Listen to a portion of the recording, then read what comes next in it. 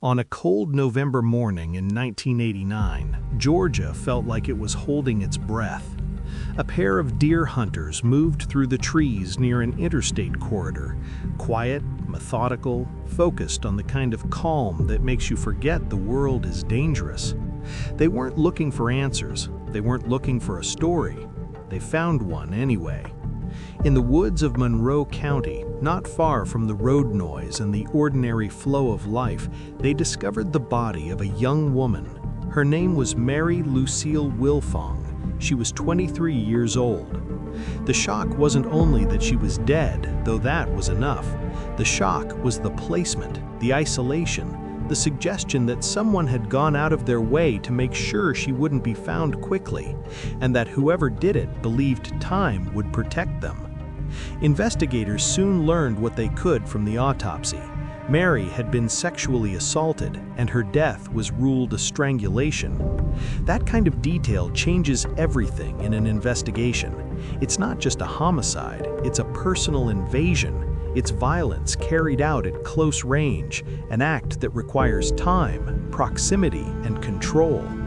And the question that always follows is the one that burns a hole through every case file. Who had that kind of access to her, and why? The last sighting that haunted the case. In the early days, investigators clung to whatever they could confirm. Tips surfaced suggesting Mary had been seen earlier at a farmer's market in Forest Park, Georgia, and that she got into a tractor-trailer with a man. That image, Mary stepping up into the cab of a truck, became the mental snapshot people couldn't stop replaying, because it implies something terrifying. If that tip was true, Mary's last moments of normal life may have happened in plain view of others, public, daylight, ordinary. And it also implies something even worse. The person who took her didn't need to drag her. He didn't need to chase her. He may have only needed to talk. That's what makes cases like this so chilling. The monster doesn't always look like a monster. Sometimes he looks like just another man passing through town, someone you'd never remember unless you had a reason to. The investigation that ran out of road. Back then, investigators worked the case with the tools they had. They gathered leads, sought out suspects, and even collected DNA from suspects, but the samples did not match the DNA connected to Mary. Eventually, the case stalled and remained unsolved. And this is the part that hurts to say out loud. For a long time, time was winning. Not because investigators didn't care, but because cold cases don't just go cold from indifference, they go cold from the quiet erosion of momentum. Witnesses move away, memories fade, physical evidence degrades, paperwork gets buried, detectives retire, budgets shift, new crimes demand attention, and families keep living in a world that has a hole in it. If you want to understand what unsolved does to people, don't picture a mystery, picture a calendar. Picture years sliding past while the final moments of someone you loved remain locked behind a door no one can open. A name that stayed trapped in the file. For decades, Mary's case was exactly that, a file. But it wasn't forgotten. In March 2019, the Monroe County Sheriff's Office reopened the case and assigned it for renewed work. The original evidence was resubmitted to the Georgia Bureau of Investigation Crime Lab to be processed using newer technology. That decision, retesting old evidence, has become the turning point in so many modern cases, not because the evidence changes, but because science does. And when science evolves, the past becomes vulnerable. The first crack in the monster's armor. The renewed investigation eventually involved forensic genetic genealogy, a method that can use DNA to build family links and point investigators toward potential suspects. In this case, authorities described how the reopened work and genealogy tracing helped identify a suspect, coordinating with the FBI and other agencies. Finally, a name emerged: Larry Paget, an Indiana man. Authorities said additional DNA was collected and evaluated, and it matched the original DNA associated with Mary from 1989. Just like that, the case stopped being a question mark and became a target. The arrest that made the past feel present again. Paget was arrested in March 2023 in Indiana and extradited back to Georgia to face charges related to Mary's murder. Imagine what it feels like for investigators who have stared at a case file for years, knowing the answer exists but not being able to prove it. Imagine what it feels like for a family, hearing, after decades, that the person responsible didn't vanish into smoke. He lived, he aged, he went on. And now, suddenly, he had a name and handcuffs. In 1989, investigators did something that would later haunt the case. They interviewed the killer. They just didn't know it yet. In the months following Mary Lucille Wilfong's murder, police canvassed aggressively. Truck stops, markets, roadside businesses, anywhere a transient worker might pass through. That's how Larry Paget ended up in a police interview room. He wasn't dragged in. He wasn't arrested. He wasn't even considered a primary suspect. He was just another man who might have crossed paths with Mary. Paget was cooperative, calm, polite, and most importantly, in 1989, he didn't test positive against the DNA technology of the time. That single fact changed everything. This is where modern viewers often misunderstand cold cases. In 1989, DNA testing was primitive. Databases were tiny or non-existent. Partial profiles often couldn't exclude or include definitively. Lab backlogs were enormous. Paget's DNA did not hit, and in an investigation drowning in tips, that meant one thing: he was cleared. Not because he was innocent, but because science hadn't caught up to him yet. After the interview, Paget went back to Indiana, back to work, back to anonymity, back to living. No charges, no surveillance, no one watching him. Mary's family, meanwhile, remained frozen in time. This is the most disturbing truth of the case. The killer was never hiding. He was simply outdated technology's problem. Mary's loved ones didn't stop asking questions, but the answers never changed. No new leads. We're still working it. DNA didn't match anyone. And over time, the calls slowed. Not because the family stopped caring, but because hope is exhausting when it has nowhere to go. The case wasn't closed. It was worse. It was abandoned without being declared dead. Through the 1990s and early 2000s, detectives retired. Evidence was boxed. Reports were archived. New crimes took priority. Mary's name faded from headlines, but Paget's life continued uninterrupted. And that is the part that is hardest for families to accept later. The killer got time Mary never had. There was one decision investigators made in 1989 that saved this case, though they didn't know it then. They preserved the biological evidence. They didn't destroy it. They didn't discard it. They didn't contaminate it beyond use. They locked it away. And that choice would matter decades later. In 2019, the Monroe County Sheriff's Office reopened Mary's case. Not because of a new witness, not because of a confession, but because DNA technology had evolved. Evidence that once whispered now had a voice. And for the first time in 30 years, the past became dangerous. The Georgia Bureau of Investigation reprocessed the DNA. This time it wasn't just compared, it was analyzed differently. Advanced profiling, cleaner extraction, better interpretation. The result? A profile that no longer said inconclusive. It said, "This belongs to someone." Investigators didn't stop at databases.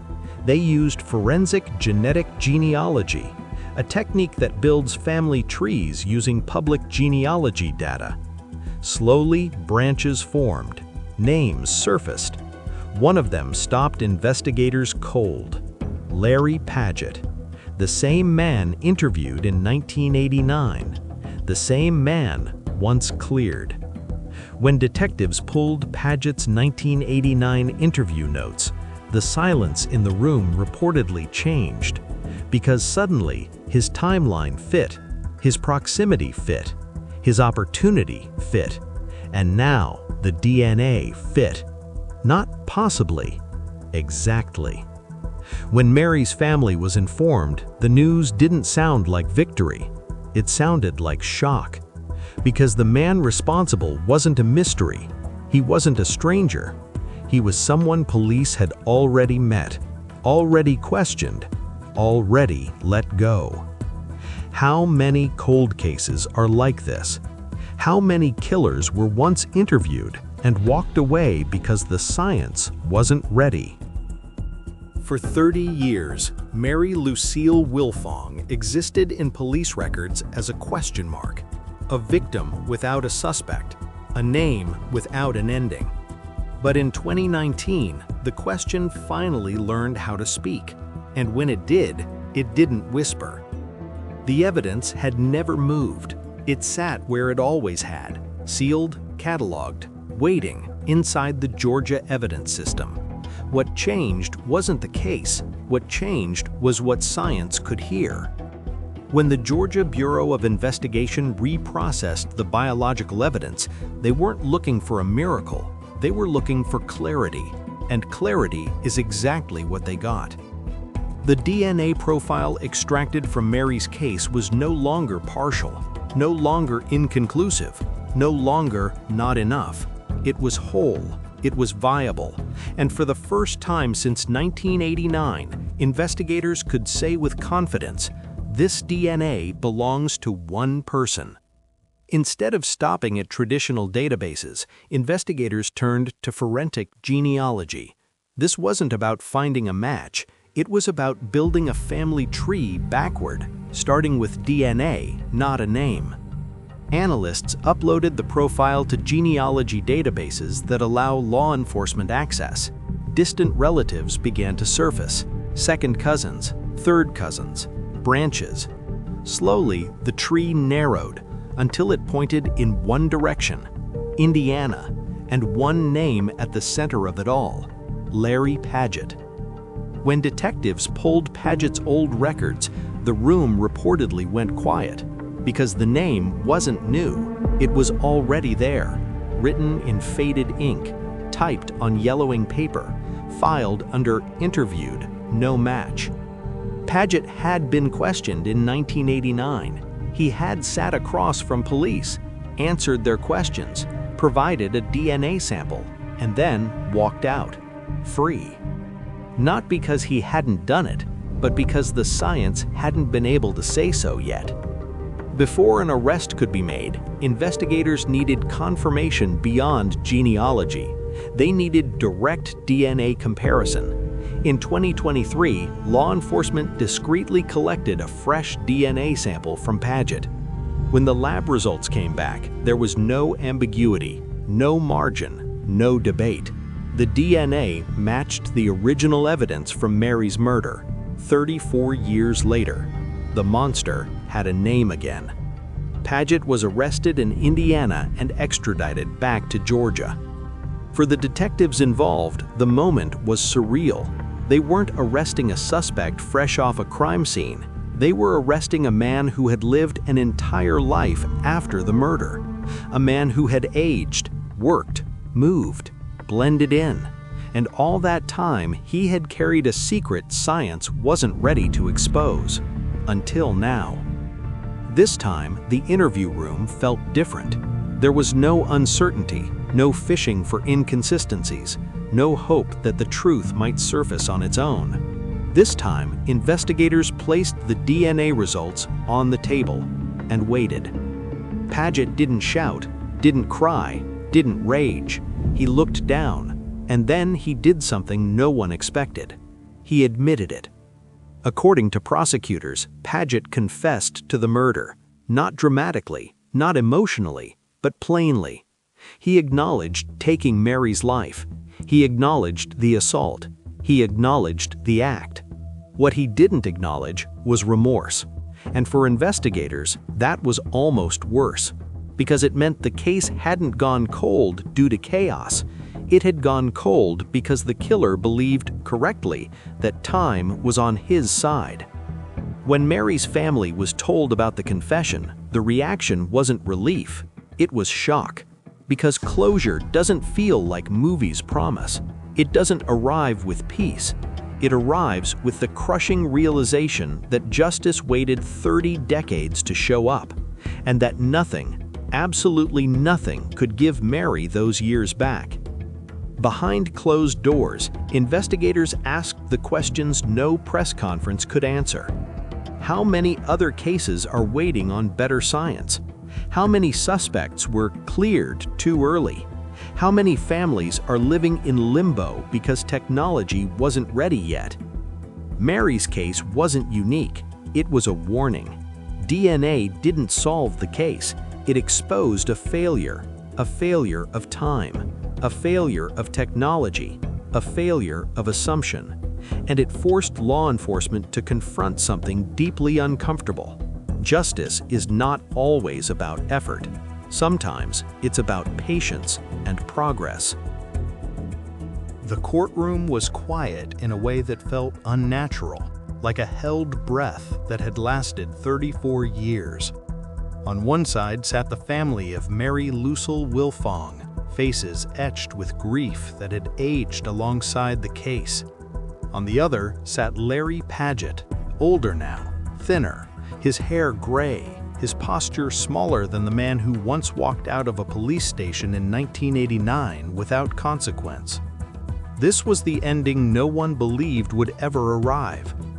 When prosecutors laid out the evidence, the contrast between eras was impossible to ignore. The crime belonged to 1989. The science belonged to the present. Jurors were asked to bridge decades, to understand how evidence collected when DNA databases barely existed could now speak with absolute certainty. The prosecution didn't dramatize. They didn't need to. They let the DNA do the talking. They heard how biological evidence from the crime scene had been preserved, how early testing failed not because Paget was innocent, but because technology was limited. How modern DNA analysis and forensic genetic genealogy reopened a case everyone assumed would remain cold forever. And finally, they heard about Paget's confession, not emotional, not coerced, direct. The room didn't react the way TV courtrooms do. There was no gasp, just silence. There was no alternative suspect, no competing DNA, no explanation for why Paget's genetic profile matched the evidence left on Mary's body. The defense acknowledged the science. They focused instead on time, arguing faded memories, lost context, and the difficulty of proving events decades old. But time was no longer their ally, it was their enemy. When the jury returned, it didn't take long. Guilty. Not a symbolic guilt, not a technical one, a legal, documented, permanent acknowledgement of what had happened in those woods in Monroe County so many years earlier. For Mary's family, the word landed heavily. Justice had finally arrived, but it arrived carrying the weight of decades it could never return. Paget was sentenced to life in prison. There was no outburst, no visible reaction. He simply stood and listened as the judge read the sentence. A lifetime behind bars for a crime he had walked free from for most of his life. The courtroom doors closed behind him. This time, he didn't walk out. During victim impact statements, Mary's family spoke about birthdays missed, about holidays without her, about living entire lives alongside unanswered questions. One family member said something that cut through the room. "You aged, she didn't." No rebuttal could exist for that truth. The conviction brought answers, but not restoration. Mary didn't come back. Her life didn't resume. Her future didn't restart. Justice didn't heal the damage. It only named it. And that distinction matters, because true crime stories often end with arrests, but real lives don't reset when a verdict is read. Behind the scenes, law enforcement agencies quietly reviewed other cold cases, not out of celebration, out of concern. Mary's case proved something unsettling. A killer can be interviewed, cleared, and allowed to live freely for decades, not because police didn't care, but because science hadn't caught up yet. And that realization forces a question no system wants to ask: how many monsters are still waiting on outdated assumptions? DNA didn't create justice, it exposed delay. It showed that the truth doesn't disappear. It waits, sometimes for decades, sometimes longer than the people who need it most can afford. Mary Lucille Wilfong is no longer an unsolved file. Her name is now attached to a conviction. But her case also became a warning, a reminder that justice is fragile when it depends on technology that hasn't yet arrived.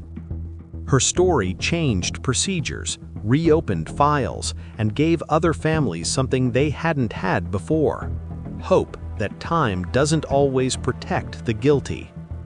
This case wasn't solved by persistence alone. It was solved by time finally turning against the person who thought it never would.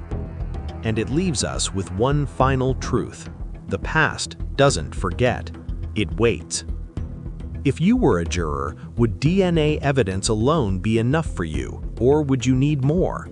Should law enforcement be allowed to use genetic genealogy more widely, or does it cross a privacy line? Should every cold case be retested as technology advances? Drop your take in the comments. Your perspective helps shape how people understand these cases. Please do not forget to like, share, and subscribe to this channel. Thank you.